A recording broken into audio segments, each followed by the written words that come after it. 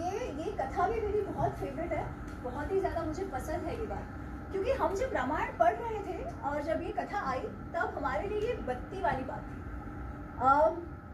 हम सब जानते हैं कि श्री राम जी को वनवास हो गया। वनवास क्यों हुआ? उनका राज्याभिषेक होने ही वाला था, है ना, राज्याभिषेक होने ही वाला था, कुछ घंटों में राज्याभिषेक होना था।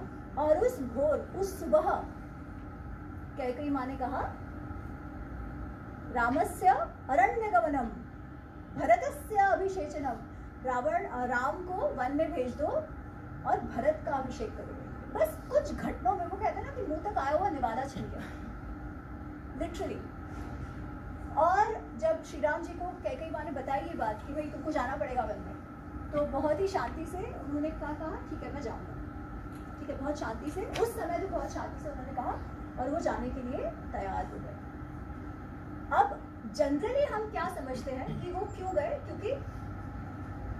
क्यों वो चले गए ऐसे शांति से? तो अगर हमारे साथ ये होता तो हमको धक्का नहीं लगता कि क्या हो गया और मैंने ऐसे किया क्या है, हम लोग सभी पूछते हैं कि अरे ऐसे कैसे वन में भेज दिया।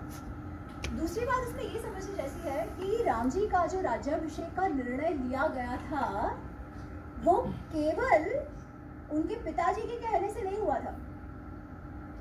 राम जी का राज्याभिषेक का निर्णय, जैसे हम वो कंसेंसस एक्सरसाइज होता है ना, वैसे था, जिसमें अयोध्या के जो सारे हूज हू सारे आए थे, मिनिस्टर्स थे, ऑफिसर्स थे, सब लोग थे, और सबके बीच ये प्रस्ताव रखा गया कि अगला युवराज कौन हो। ठीक है, तो दशरथ जी ने कहा कि मुझे लगता है कि मैं राम का नाम रखता हूँ, मुझे लगता है उसमें गुण है राजा बनने की, आप सबको क्या लगता है? सब लोग बोले हाँ हाँ हाँ हम सहमत हैं। उन्होंने कहा नहीं नहीं ऐसे नहीं, आप मुझे बताइए क्यों आप सहमत हैं? मैं राजा हूँ, बोल रहा हूँ, इसलिए आप मान रहे हैं, आपको सही में लग रहा है कि राम बनने चाहिए युवराज। तो फिर डिस्कशंस होता है, प्रोस कॉन्स डिस्कशंस होता है, और सारे कंसेंसस में कहते हैं कि नहीं, we agree, Shri Ram should be the yuvraj, उनको ही युवराज बनाना है जो आगे चल के राजा बन सके। तो ये अयोध्या वासियों का निर्णय था उनको राजा बनाने का, ठीक है, युवराज बनाने का जो आगे राजा बनते।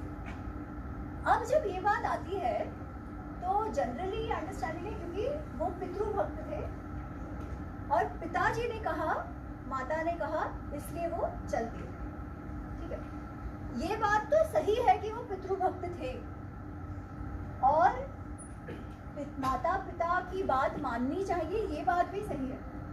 ठीक है, तो ये बात नहीं, ऐसा नहीं है, परंतु उनका निर्णय केवल इस बात से लेकर नहीं था। जब वो मान जाते हैं जाने के लिए, तब सबसे पहले उनको लक्ष्मण कहते हैं कि आप जो कर रहे हो ना वो सही नहीं है। सही इसलिए नहीं है क्योंकि ये अन्याय है। हम क्षत्रिय हैं, हमें बचपन से ये सीख मिलती है कि अगर हमारे पिता, हमारे गुरु भी अगर गलत हो तो हमें उनकी बात नहीं माननी चाहिए। यही बात गीता में आती है ना? जब अर्जुन कहता है कि अरे मेरे दादा, मेरे गुरु वगैरह वगैरह, कृष्ण कहते हैं गुरु ये सब आप मत देखो, दादा गुरु ये सब बात नहीं है, न्याय धर्म स्थापना आवश्यक है। तो यहाँ पर एग्जैक्टली नहीं, पर कुछ तो सिमिलैरिटी है, और यही बात लक्ष्मण कहते हैं। तब श्री राम कहते हैं कि बात इतनी सी नहीं है। पहली बात तो वो राजा भी है और हमारे पिता भी है, इसलिए राजा की बात मानना, पिता की बात मानना तो एक चीज है, राजा की बात तो हमें माननी भी चाहिए, और पिता कह रहे हैं वो भी माननी चाहिए। पिताजी तो हमारे लिए देव समान, इसलिए वो तो एक बात है, पर वो कहते हैं इससे भी महत्वपूर्ण एक बात है। एंड फॉर मी, मेरे लिए ये रामायण की सबसे बड़ी सीख है, ऐसा मुझे लगता है। बहुत सारी सीख है जिसमें से ये एक सबसे बड़ी है। वो कहते हैं ये जो परिस्थिति उत्पन्न हुई है ना, वो मेरे समझ के एकदम बाहर की है, क्योंकि आज तक, इतने वर्षों में आज तक मैंने ऐसा कोई भी कार्य नहीं किया जिससे कैकेयी माँ को दुख पहुंचे। मैंने ऐसा कुछ भी नहीं किया। उससे भी महत्वपूर्ण बात, आज तक कैकेयी माँ ने भी ऐसा कुछ नहीं किया कि मुझे दुख पहुंचे। वो कदाचित भरत से अधिक ही मुझे प्रेम करती है, और पिताजी की तो जीवन मुझ में है, पर वो भी तैयार हो गए कैकेयी माँ की बात सुनने के लिए। दशरथ के लिए it was a conflict between पति धर्म एंड राज धर्म, राइट? पिता धर्म, राज धर्म और पत्नी धर्म। पिता धर्म, राज धर्म को छोड़कर उन्होंने पत्नी धर्म की बात मानी, पत्नी की बात मानी उससे, ठीक है। सही गलत जाने देते हैं, वो परिस्थिति की बात है, पर उन्होंने पत्नी धर्म को राज धर्म और पुत्र धर्म के ऊपर रखा, पिता धर्म के ऊपर रखा, ठीक है। तो वो कहते हैं पिताजी जो मुझसे इतना अधिक प्रेम करते हैं, उनको भी ये बात सही लगी और वो भी मान गए हैं। ये जो परिस्थिति है ना, ये मेरे कंट्रोल के एकदम बाहर की है। वो कहते हैं कृतांत एव द्रष्टव्यम, इस परिस्थिति में कृतांत एव द्रष्टव्यम मत प्रवासने, मेरे प्रवास में, मेरे वनवास में मुझे कहीं ना कहीं डेस्टिनी का रोल लग रहा है, दैवत का रोल है ये। क्यों? क्योंकि परिस्थिति कैसी हुई है, असंकल्पितम, सोचा ही नहीं था, अभी कुछ घंटों में तो राज्याभिषेक हो जाता, आकस्मिकम, एकदम सडनली, सोच के बाहर और समझ के बाहर और एकदम क्या कहते हैं कि आकस्मिक, एक्सीडेंटल, इंसिडेंटल, जो भी कहो, एकदम फटाक से ये चीजें बदल रही है कुछ घंटों में। जो शुरू किया था वो एंड हो गया और जो कुछ नया ही शुरू हो रहा है, जिसके बारे में हम सोच ही नहीं पाते थे।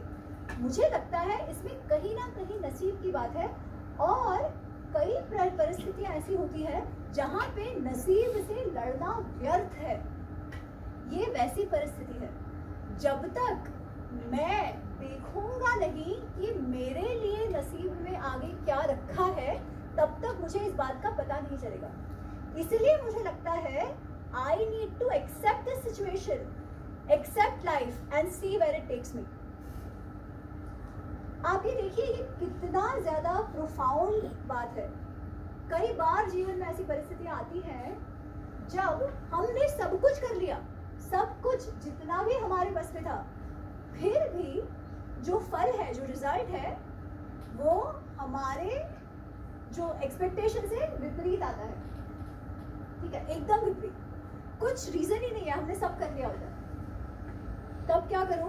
काफी सारे लोग डिप्रेशन में चले जाते हैं, काफी सारे लोग सुसाइड तक कर देते हैं, काफी सारे लोग स्टीव जॉब्स की तरह अपनी, आप सोचो एप्पल उन्होंने स्थापित किया, एप्पल से उनको निकाल दिया शेयर होल्डर्स ने, अपनी शुरू की कंपनी से वो बैठे नहीं रहे, उन्होंने जाके पिक्सार शुरू किया, है ना, and then he came back to Apple.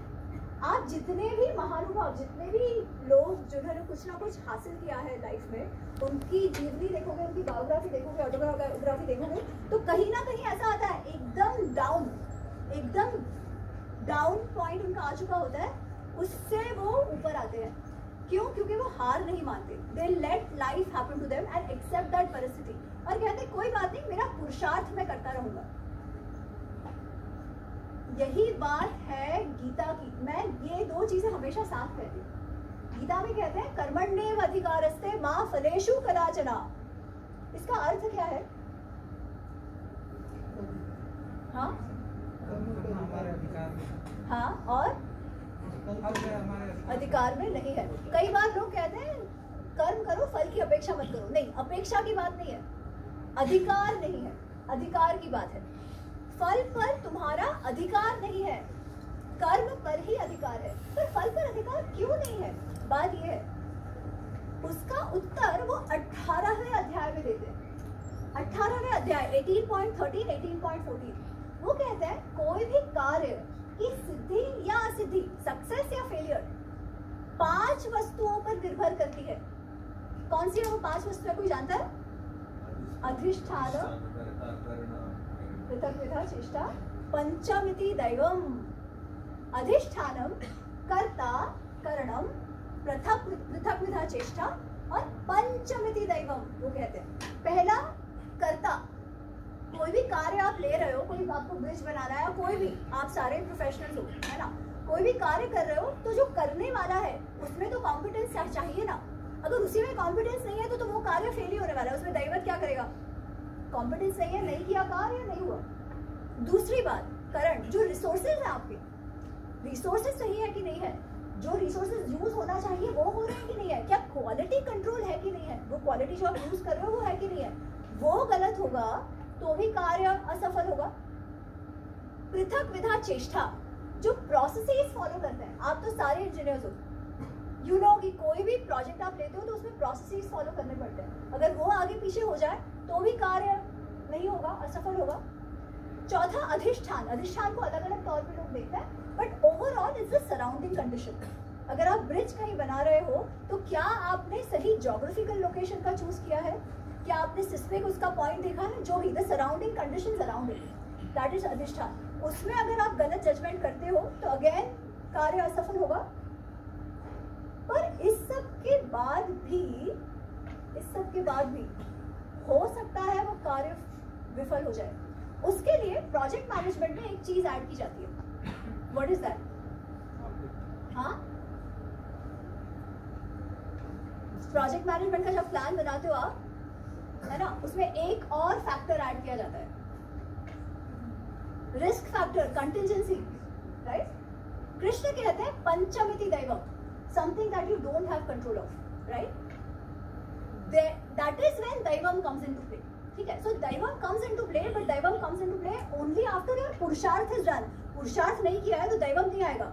इसीलिए आप देखो इस परिस्थिति में श्री राम कह रहे हैं कि हाँ दैवत है, नसीब है, कृतांत है, देखते हैं आगे क्या होता है। बट जब सीता माँ को रावण उठा के लेकर गया तभी वो नहीं कह रहे कि देखते हैं आगे क्या होता है, नसीब की बात, राइट? तभी वो पुरुषार्थ करते हैं क्योंकि तब उनका पुरुषार्थ हुआ नहीं है। पर the key lesson is approach to life in a downturn, when things don't go your way, when the chips are down, what do? क्या बैठ के रोने लगो, विक्टिम मोड में चले जाओ, मेरे साथ तो ऐसा, मेरे साथ तो ऐसा, दोषारोपण दुनिया भर पे, या यू सी देखते तो है, ब्रिंग इट ऑन, ये नहीं हुआ तो क्या हुआ, कर्म पर मेरा अधिकार है, वो मैं करता रहूंगा। That is the biggest quality of Shri Ram. एक तो कि डाउनटर्न में कैसे अपने आप को आप मैनेज करो, और दूसरी बात क्लैरिटी ऑफ थॉट कि कब नसीब को इम्पोर्टेंस देना है और कब नहीं देना है ना? नहीं तो फिर तो फैटलिस्टिक हो जाएगा, जो है वो नसीब पे, वो तो फिर आलस हो जाएगी ना, कायरता भी हो जाएगी। और लक्ष्मण कहते हैं कि अरे ये तो कायरों वाली बात है, आप नसीब की बात करो। खैर anyways, so this is one lesson जो मुझे अत्यंत प्रिय है रामायण का, एंड अनफॉर्चुनेटली समाज इसके विषय में इतनी चर्चा होती नहीं है। हमको जनरली कहा जाता है श्री राम इज आइडियल, इसलिए पितृभक्ति के कारण वो चले गए, जो भी सही है, ठीक है, I don't want to undermine that, वो भी सही है, but there is more to it which we can learn.